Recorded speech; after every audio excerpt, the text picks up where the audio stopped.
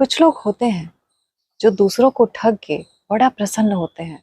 उन्हें लगता है कि सामने वाले के ना चाहने पर भी मैंने अपनी चतुराई से वो सब पा लिया जो मैं चाहता था।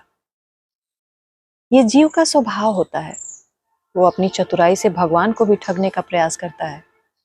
दैत्यराज हिरण्यकशिपु के बारे में तो सब जानते हैं। दैत्यराज हिरण्यकशिपु मंदराचल पर्वत की घाटियों में कठोर तपस्या कर रहा था। उसके तपस्या से देवलोक तप्त होने लगा। फिर सभी देवता ब्रह्मा जी से प्रार्थना किए कि जाकर उसे समझाइए। फिर ब्रह्मा जी हिरण्यकशिपु के पास गए और जाकर उसे बोले कि मैं तुम्हारी तपस्या से प्रसन्न हूँ। तुमने बहुत कठोर तपस्या की है, इसलिए तुम वरदान मांगो, तुम क्या चाहते हो?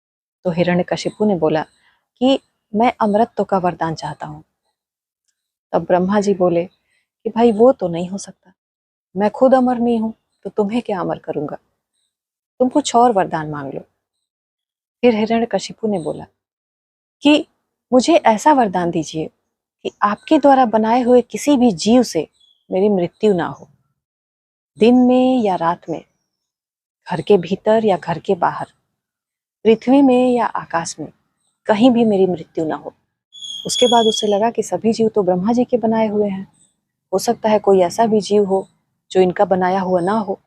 तब उसने कहा कि ऐसा कोई भी जीव जो आपके द्वारा बनाया हुआ ना हो, उससे भी मेरी मृत्यु ना हो। और इंद्र आदि समस्त लोकपालों में जैसी आपकी महिमा है वैसी मेरी हो। अब वो वरदान मांग रहे हैं ब्रह्मा जी से और चाहते हैं कि ब्रह्मा जी के जैसा हो जाए। फिर उसने कहा कि तपस्वियों में, योगेश्वरों में, योगियों में जैसा अक्षय ऐश्वर्य प्राप्त है वैसा मुझे भी प्राप्त हो। मैं समस्त लोक का एक छत्र सम्राट बनूं, मुझे युद्ध में कोई भी ना हरा सके, कोई भी मुझे मार ना सके। तब ब्रह्मा जी ने एवमस्तु कहकर उसे मनचाहा वरदान प्रदान कर दिया। उसके बाद हिरण्यकशिपु बड़ा प्रसन्न हुआ, क्योंकि उसे लगा कि ब्रह्मा जी के ना चाहने पर भी मैंने उनसे अमरत्व का वरदान ले ही लिया। अब तो मुझे कोई मार नहीं सकता है, मैं समस्त लोक का एक छत्र सम्राट हूं। ये जीव का स्वभाव होता है।